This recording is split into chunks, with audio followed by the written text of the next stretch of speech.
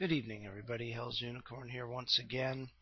This evening I'm going to be giving my opinion on the recent Supreme Court decision regarding the Westboro Baptist cult and the little run-in that they had at the funeral of a certain deceased military officer. I believe his name was... his father's name was Albert Snyder. I forget the name of his son, which I feel bad about because he was a fallen soldier, but nonetheless, continuing on. I've had several conversations regarding the aftermath of this event, most of them with my immediate family, who are basically mainline conservatives, and they're both revolted and a bit puzzled by this ruling, and me being the token libertarian slash black sheep of the family, I decided to give my perspective on it, and I think I gave them a little bit of a better understanding of exactly what was going on here. When you live in a society that places the right to liberty before the pursuit of happiness in its hierarchy of rights, you're going to occasionally get some situations where the actions of some in the name of liberty will make for some unhappy occurrences. Now, it's the discretion of the individual to do what they can to avoid these unhappy situations. The pursuit of happiness does not guarantee that you'll actually obtain your happiness in a certain given point in time. It simply affords you the ability to. I've always viewed the pursuit of happiness as a redundant restatement of the right to liberty. Property is a much more fundamental and distinct right from that of liberty, because it has to do with the means of the implementation in a more specific species. It doesn't get into an ambiguity where the actual ability of doing so is somehow divorced from the actual physical means by which that ability comes into existence. But anyway, the whole hub of the matter is that the First Amendment is king by virtue of our U.S. Constitution. There are instances where the First Amendment might not look so pretty, but most of the time it's probably the most adorable and utterly necessary of all of our basic rights. It includes the right to free speech, yes, but it also includes a lot of other very good things, such as the right to a free press, and thus with that the free transfer of information to any and all people interested in obtaining it. And that's how you keep governments in check, and governments are the worst violators of rights of individuals, of any entity in existence on this planet. You doubt that? Tune into the evening news for half an hour and get yourself educated. Now, the thing is that the lone dissenting opinion on this decision, this was an 8-1 vote, which was given by Justice Alito, offers up an interesting little wrinkle into the mix. I think it's an utterly flawed argument, but it does touch upon something that's very relevant to the issue of where free speech ends and where violation of another person's liberty and person through speech comes into play. When you actually go out and seek out an individual person for the purpose of disrupting their lives, that is an actionable event, basically. There might be certain criminal ramifications there, depending on what the laws are, but primarily it's a civil matter. And it's a very actionable one. But the problem is Alito's argument that the Westboro Baptist Church specifically singled out the Snyder family, specifically targeted them because they were Catholic, misses the point of what exactly it was that the Westboro Baptist Church was actually going for. They were actually going after a public political issue. Now, you can disagree with the Westboro Baptist Church, which I personally think is a band of lunatics, to your heart's content, and you can do so loudly and publicly in their faces. However, one thing that you can't do, and this is primarily touched upon in the most primary of the rights espoused in the Constitution, you cannot use the government to shut up opinions that you don't like, no matter how horrible they are. You cannot use the state to shut somebody else up by force. That is a complete contradiction of the spirit of the founding of this country and the United States Constitution. So I concur with the decision of the other 8 justices, which was basically a wide array of differing ideologies. We have the liberals and Breyer and Kagan and all the others. We've got the conservatives and Thomas, Scalia, Chief Justice Roberts, and we got the moderate in Kennedy. And I could probably chalk up Alito's dissent to the fact that he is probably a bit more committed to his Catholic faith than Scalia and Roberts are. And he took the shenanigans of the Westboro Baptist Church as an insult to his faith. And the truth is he should. The Westboro Baptist Church absolutely despises Catholicism, particularly Roman Catholicism, but they don't really stop there. They basically hate everything that's not really a part of their small, narrow array of friends and family. They are a hyper-legalistic variant on the Baptist heresy. And I know that I've got a few Baptist subscribers that are going to be really offended by hearing me say this. But for sake of honesty, I just have to put this forward. You read the Bible from cover to cover.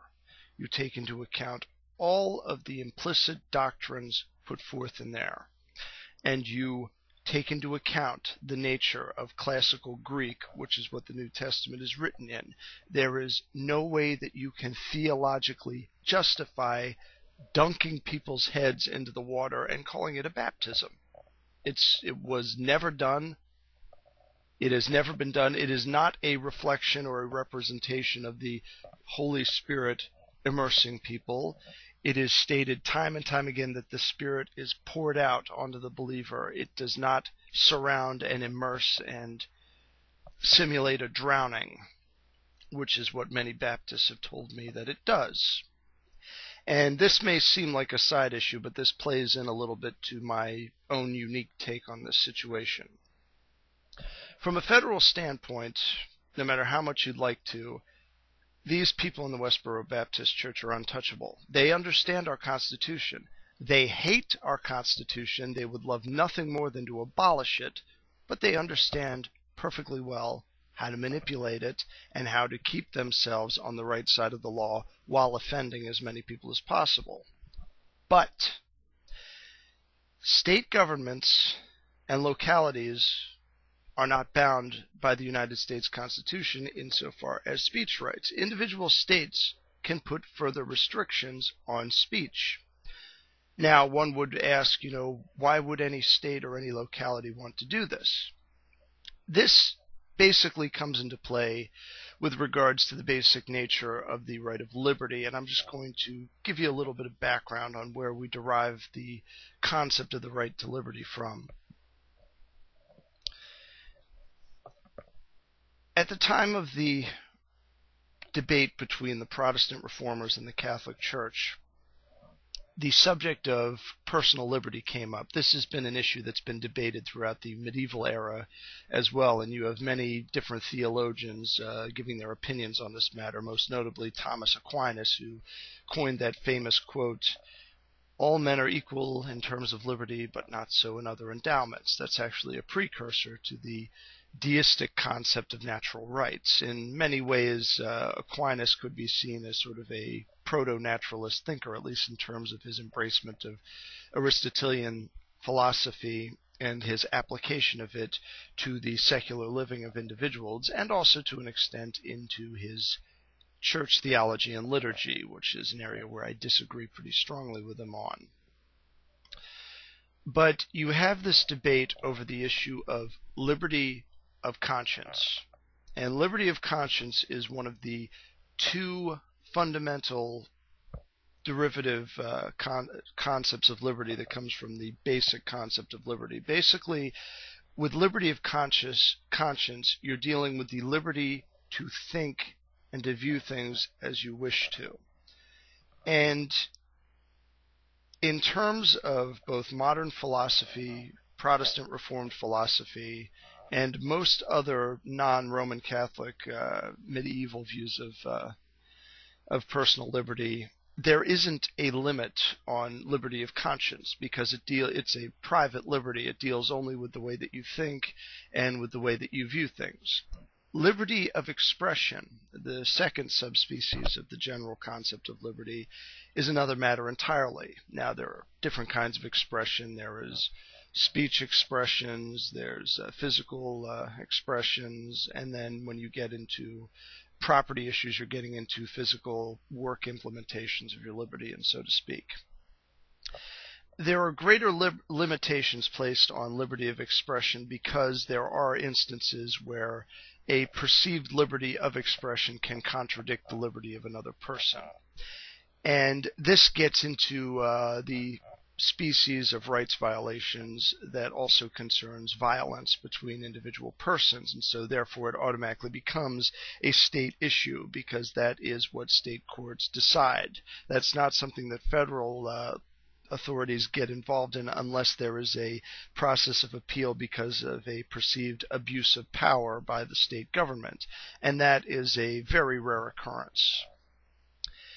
But the states can, by virtue of their liberty and their primacy over their respective areas of control and influence, they are endowed with a greater ability to place whatever good and necessary limitations on certain liberties they have to in order to maintain civil society. This is a species of statism, so any anarchistic subscribers I have probably won't like my views on this either. This is still at the heart a minarchistic view of government. It's a view that this is done as a matter of necessity, not as a matter of the privileges of the powerful. But there are specifically, I'm just going to reiterate this whole point again, there are particular instances where expression can be limited in the interest of protecting the liberties of all individuals in a given area or society. And as such, if you have a religious community that is of one uniform faith and culture, that community can in turn set its own boundaries on what is deemed decent expression. They cannot contradict the general tenets of habeas corpus. That is an area where an appeal to higher authorities can occur. So we can't break down people's houses and attempt to violate their private liberties. But in the public square, there is definitely latitude given to the magistrate to place limitations on what people can and cannot do within the public sector, or the public arena, as it were. And if I were in a situation where I was living in a community of fellow ultra-Gentine old Catholics, these are people that reject papal infallibility, reject the Council of Trent, but hold to the basic tenets of the Catholic faith of the first 1,000 years.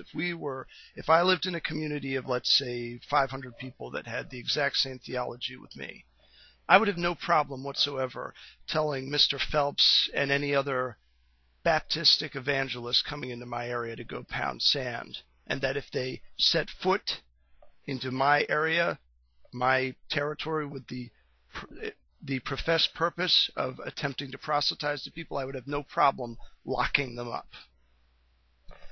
Again, this is something that may come across as harsh to a lot of people. It doesn't sound very libertarian. But when you get down to brass tacks, when you deal with the issue of liberty, liberty in itself has to have specific limitations in order for it to be effective. There have to be certain rules that you cannot break so that you ensure that the liberties of all persons are maximized. In keeping with this, one of the best arguments in favor of the maximizing of liberties within a locality is cohesiveness of culture. This doesn't necessarily mean that a given area has to have a certain racial makeup, although that may happen just by accidental correlation to the fact that you want to have a singular uniform culture within a given area. But it would essentially include a very uniform sense of views and opinions, thus people will get along with each other easier. And the way that you solve irreconcilable differences of opinions in matters of government is to relocate to an area where the government that you like is actually in implementation and is agreed to by all parties. This is what we refer to as voluntary consent within the political realm. So in closing, I'll just say this. The Snyder family is going about this the wrong way. Number one, they're taking what the Westboro Baptist Church has done to them personally. They shouldn't. This is a group of people that lives their lives for this sort of stuff.